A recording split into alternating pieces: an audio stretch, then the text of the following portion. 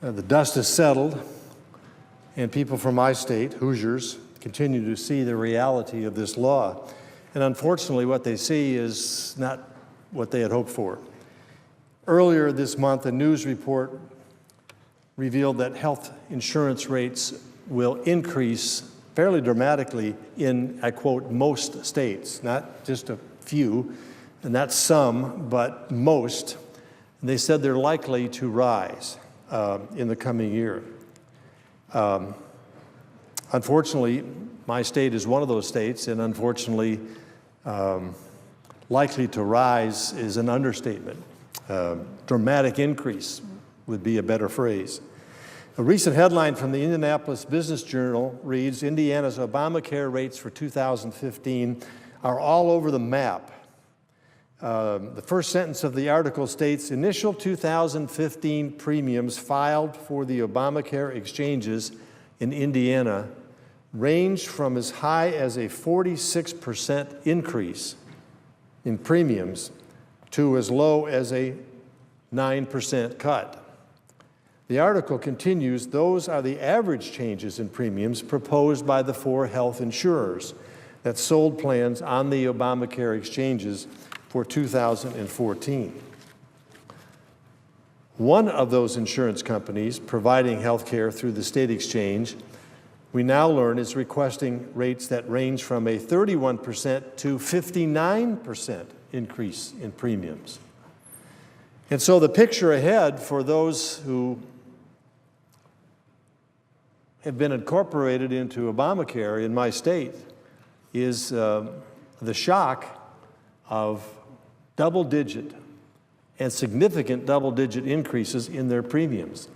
Not to mention that under their current plans, they are paying higher deductibles, which result in higher costs that they first have to put out before they're reimbursed, but now an increase of significance for their premiums going into next year. Now, I know the majority leader said all the stories that we've been telling about real people and the reaction to, their reaction to the Affordable Care Act, Obamacare, are fiction. I was on the floor when he said that. We all did a double take because we've been receiving thousands, literally thousands of emails,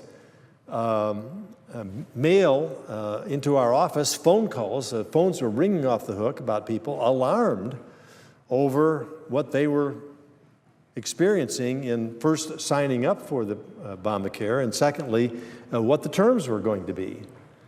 And so we collected all these, and we have hundreds, if not thousands, of real, live examples, not made up, not fiction, basically describing the impact on them and their families as the so-called Affordable Care Act was put in place.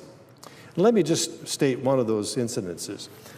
Use just the first name. I want to put this person at risk here from some kind of pushback, but Charles from Auburn, Indiana, emailed me and shared that his wife had just received a cancellation notice from her insurance provider. Charles said that the notice indicated that he said, my wife's policy did not comply with the requirements of Obamacare, and the replacement policy, which she would have to take if she wanted the coverage, would be $695.38 a month, as compared to her current policy premium, which was $316 a month. By my math, that's over 100% increase. That's more than a double what she had paid before. Also, the notice said, your deductible will be $6,000, and that is every medical expense that she has will have to be paid by Charles or his wife or both before they can get any reimbursement. Now, I wish these stories were fiction, but unfortunately, I receive emails like this on a regular basis.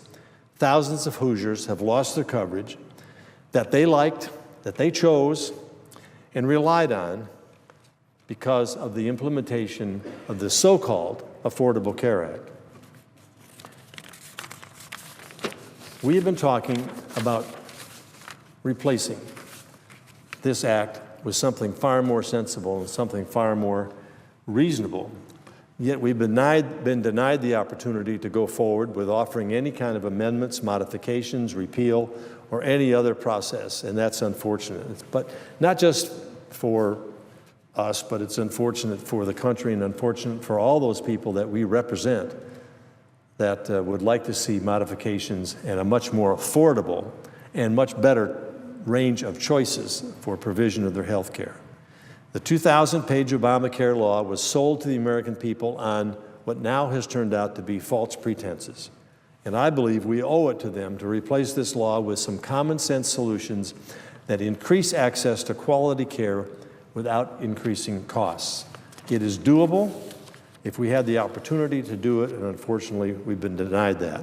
But the American people are speaking, and I think they will continue to speak about the need for these reforms that will have to take place if we're going to provide affordable care for Americans.